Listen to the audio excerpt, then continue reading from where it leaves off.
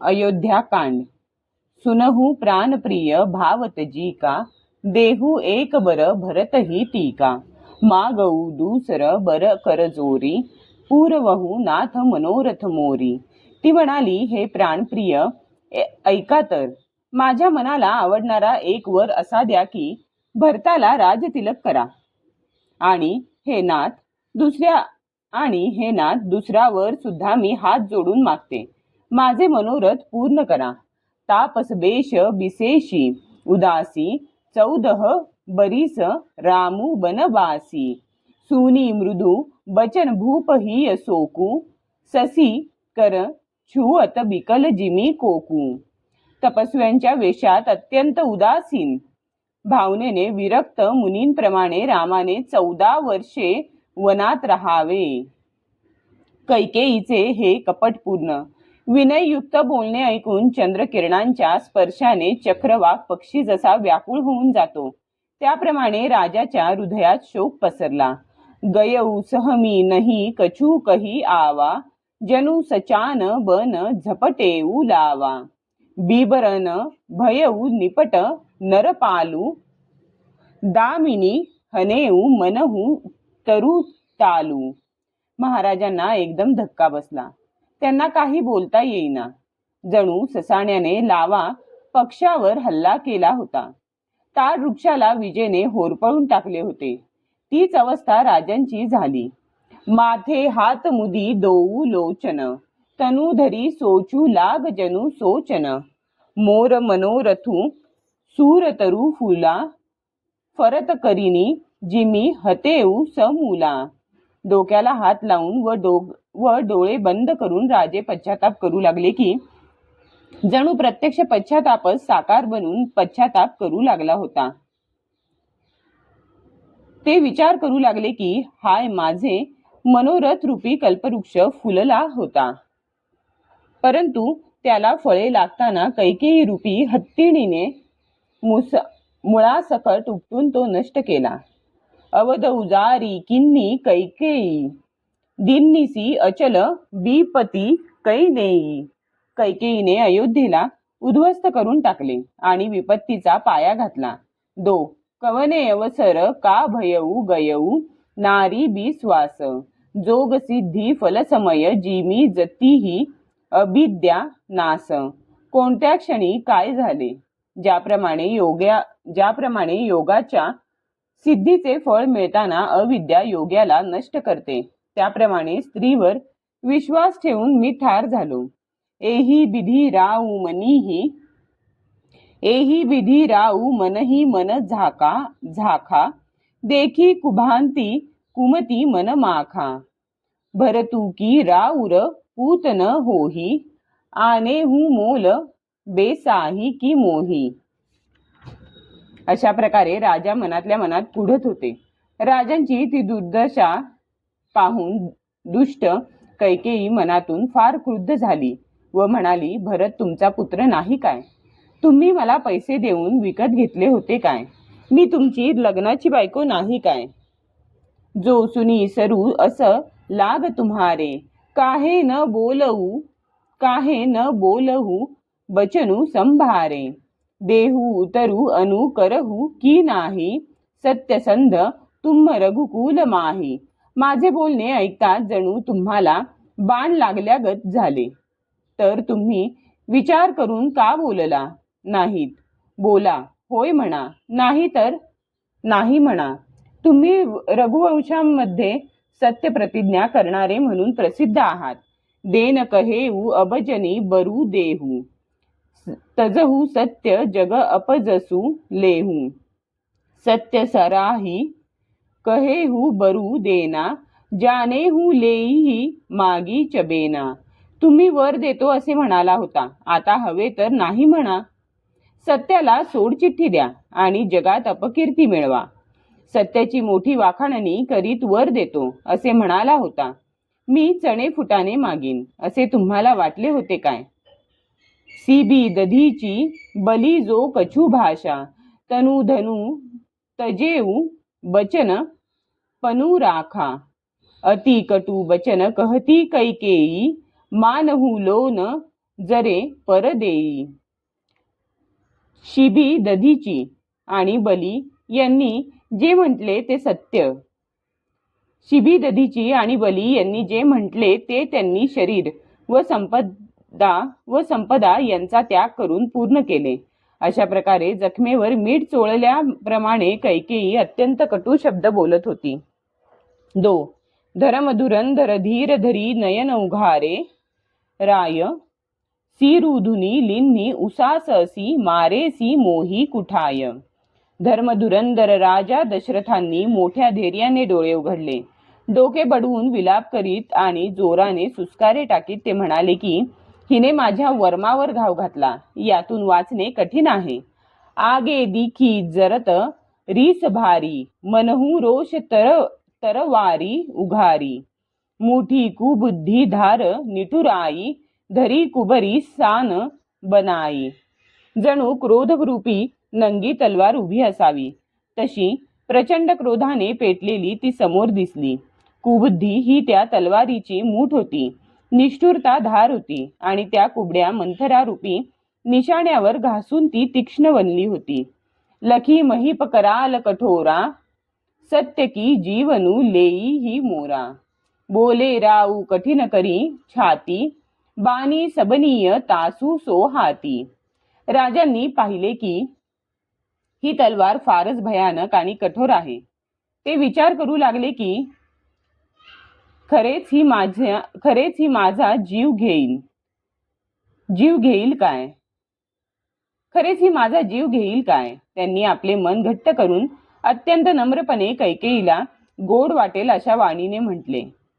प्रिया बचन कस कहसी कुभाती भीर प्रतिती प्रीती करी हाती. मोरे भरतू रामू दुई आखी सत्य कहू करी संकरू साखी. हे प्रिये, हे भीरू, विश्वास व प्रेम नष्ट करून तू अशी दुष्ट वचने का बोलतेस. भरत व राम हे दोघे माझे दोन डोळे आहेत. हे शंकरांच्या साक्षीने मी सत्य सांगतो. अवसीदू तू मै पठईब प्राता एहही बेगी सुनत दोऊ भ्राता. सुधीन सोधी सबू साजू सजाई देऊ भरत कहू राजू बजाई. मी उद्या सकाळीच नक्की दूत पाठवितो. भरत व शत्रुघ्न हे दोघे भाऊ निरोप मिळताच लगेच येतील. चांगला दिवस शोधून मी सर्व तयारी करून नगारे वाजून भरताला राज्य देईल. लोभून राम ही राजू कर बहुत भरत पर प्रीती. मई बड छोट बिचारी जीय करत रहेऊ नृप नीती. रामाला राज्याचा लोभ नाही आणि भरतावर त्याचे फार प्रेम आहे. मीच माझ्या मनाने लहान मोठ्याचा विचार करून राजनीतीला अनुसरून थोरल्याला राजतिलक करायला निघालो होतो. राम सपथ सत कहू सुभाऊ राम मातू कछू कहेऊ न काऊ. मै सबू किन्न तोही बिनु पूछे तेही ते परेऊ मनोरथू छूछे. मी श्रीरामाची 100 वेळा शपथ घेऊन प्रामाणिकपणे सांगतो की या बाबतीत कौशल्येने मला काहीही सांगितले नव्हते. मी तुला न विचारता सर्व केले. हे खरे आहे. त्यामुळेच माझे मनोरथ व्यर्थ ठरले. रीस परिहरू अब मंगल साजू कछु दीन गये भरत जुबराजू. एक ही बात मोही दुखू लागा बर दुसर असमंजस मागा. आता राग सोडून दे आणि मंगल शृंगार कर. लवकरच भरत युवराज होईल. तू दुसरा जो वर मागितलास तो अडचणीचा आहे. त्याचे मला दुःख वाटत आहे. अजहू हृदयू जरत तेही आचा रीस परिहास की साचे हूँ साचा. कहू तजी रोषू राम अपराधू सबू कोऊ कहई रामू सुठी साधू. त्याच्या धगीमुळे माझे हृदय जळत आहे. हे तू थट्टेने रागाने की खरोखरच म्हणत आहेस.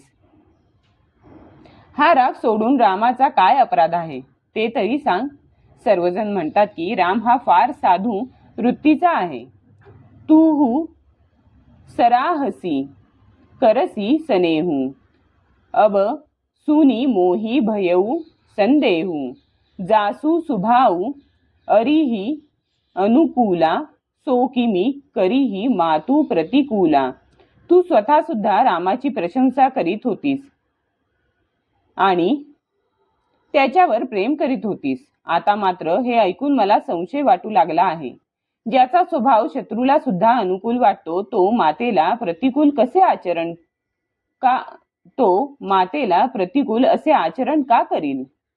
प्रिया हास रीस परिहर ही मागू विचारी विवेकू जेही देखव अब नयन भरी भरतराज अभिषेकू.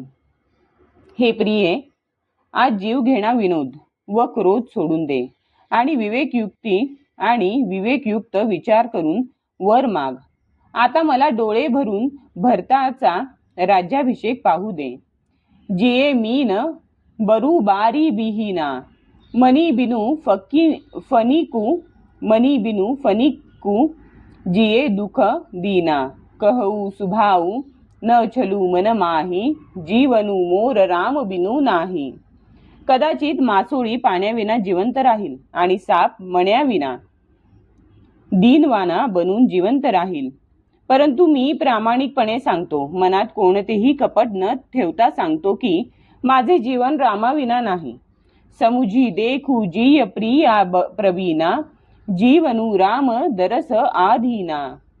सुनी मृदू बचन कुमती अति जरई मनहू अनल आहुती घृत परई. हे चतुर प्रिये, मनापासून समजून घे, माझे जीवन श्रीरामाच्या दर्शनावर अवलंबून आहे. राजांचे हे कोमल वचन ऐकून दुर्बुद्धी कैकेयी अत्यंत जळफळत होती. जणू अग्नीमध्ये तुपाच्या आहुत्या पडत होत्या. कहई करहू की न कोटी उपाया इहा न लागिही राउरी माया. देहू की लेहू अजसू करी नाही मोही न बहुत प्रपंच सोहाही. कैकेयी म्हणाली की तुम्ही कोटी उपाय करा ना का. येथे तुमचा कावेबाजपणा चालणार नाही. एक तर मी मागितले आहे ते द्या किंवा नाही म्हणून अपकीर्ती घ्या. मला उगीच भांडण तंटा आवडत नाही. रामू साधू तुम साधू सयाने राम मातू भली सब पहिचाने. जस कौसिला मोर भलता का तस फलू उन्नही देऊ करी साका. राम हा साधू आहे, तुम्ही ज्ञानी साधू आहात आणि रामाची आई सुद्धा कमी साधू नाही. मी सर्वांना चांगली ओळखून आहे. कौसल्येने माझे भले होण्याची इच्छा धरली होती. आता मी सुद्धा तिला आठवण राहील असे फळ देईन. होत प्रातू मुनी बेश धरी जाऊ न रामू बन जाही मोर मरनू राऊर अजस नृप समुझीय मन माही. सकाळ होताच मुनीचा वेश धारण करून जर राम वनास गेला नाही तर हे राजा पक्के लक्षात ठेवा की माझा मृत्यू होईल व तुमची अपकीर्ती. असं कही कुटिल भई उठी ठाडी मानहू रोष तरंगिनी बाढी. पाप प्रहार प्रगट भई सोई भरी क्रोध जल जाई न जोई. असे म्हणून कुटील कैकेयी उठून उभी राहिली. जणू क्रोधाची नदी उफाळून आली असावी. ती पापाच्या पहाडातून निघाली होती आणि क्रोधरूपी भयंकर पाण्याने भरलेली होती. त्यामुळे तिच्याकडे पाहावत नव्हते. बर कुल कठीण हटधारा भवर कुबरी बचन प्रचारा. धाहत भूपरूपतरू मूला चली बिपती बारिधी अनुकूला. 2 वर हे त्या नदीचे 2 तट होते. कैकेयीचा हट्ट तिचा प्रचंड प्रवाह होता आणि कुबडीचे सांगणे त्यामधील भोरे होते.